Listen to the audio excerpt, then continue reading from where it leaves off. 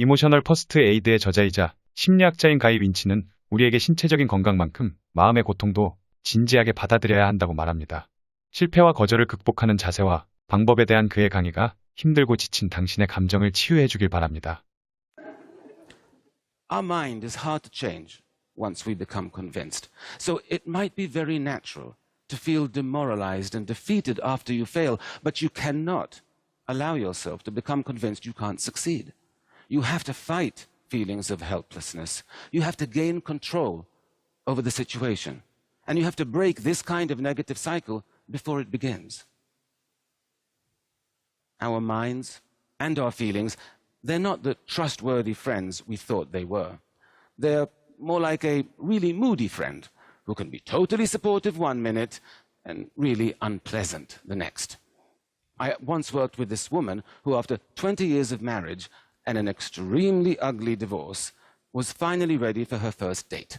She had met this guy online, and he seemed nice, and he seemed successful, and most importantly, he seemed really into her. So she was very excited. She bought a new dress, and they met at an upscale New York City bar for a drink.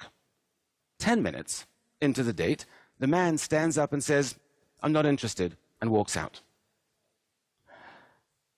Rejection is extremely painful. The woman was so hurt she couldn't move. All she could do was call a friend. And here's what the friend said. "Well, what do you expect? You have big hips, you have nothing interesting to say. Why would a handsome, successful man like that ever go out with a loser like you?" Shocking, right, that a friend can be so cruel. But it would be much less shocking if I told you it wasn't the friend who said that. It's what the woman said to herself. And that's something we all do, especially after a rejection. We all start thinking of all our faults and all our shortcomings, what we wish we were, what we wish we weren't. We call ourselves names, maybe not as harshly, but we all do it. And it's interesting that we do, because our self-esteem is already hurting. Why would we want to go and damage it even further? Right? We wouldn't make a physical injury worse on purpose. You wouldn't get a cut on your arm and decide, "Oh, I know, I'm going to take a knife and see how much deeper I can make it." But we do that with psychological injuries all the time. Why? Because of poor emotional hygiene. Because we don't prioritize our psychological health. We know from dozens of studies that when your self-esteem is lower, you are more vulnerable to stress and to anxiety, that failures and rejections hurt more, and it takes longer to recover from them. So when you get rejected, the first thing you should be doing is to revive your self-esteem, not join Fight Club and beat it into a pulp.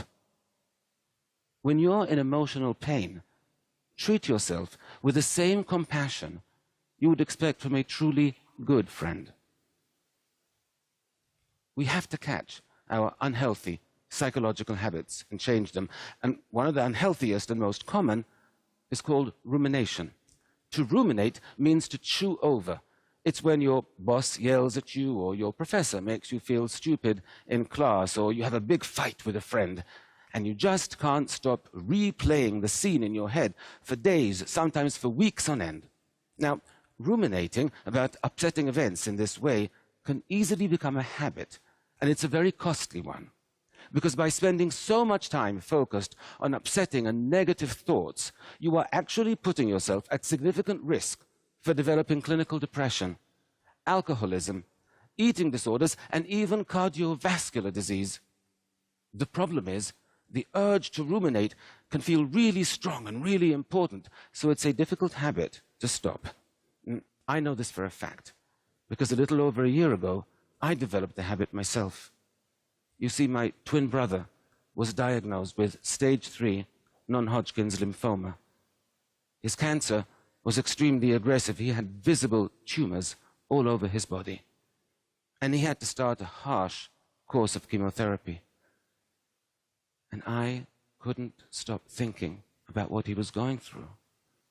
I couldn't stop thinking about how much he was suffering. Even though he never complained, not once. He had this incredibly positive attitude. His psychological health was amazing. I was physically healthy, but psychologically I was a mess. But I knew what to do. Studies tell us that even a 2-minute distraction is sufficient to break the urge to ruminate in that moment. And so each time I had a worrying, upsetting, negative thought, I forced myself to concentrate on something else until the urge passed. And within 1 week, my whole outlook changed and became more positive and more hopeful. 9 weeks after he started chemotherapy, my brother had a CAT scan, and I was by his side when he got the results. All the tumors were gone. He still had 3 more rounds of chemotherapy to go, but we knew he would recover. This picture was taken 2 weeks ago. By taking action when you're lonely, by changing your responses to failure, by protecting your self-esteem, by battling negative thinking, you won't just heal your psychological wounds. You will build emotional resilience. You will thrive. You know, 100 years ago, people began practicing personal hygiene, and life expectancy rates rose by over 50% in just a matter of decades. I believe our quality of life could rise just as dramatically if we all began practicing emotional hygiene. Can you imagine what the world would be like if everyone were psychologically healthier? If there were less loneliness and less depression? If people knew how to overcome failure? If they felt better about themselves and more empowered? If they were happier and more fulfilled? I can, because that's the world I want to live in. And that's the world my brother wants to live in as well. And if you just become informed and change a few simple habits, well, that's the world we can all live in. Thank you very much.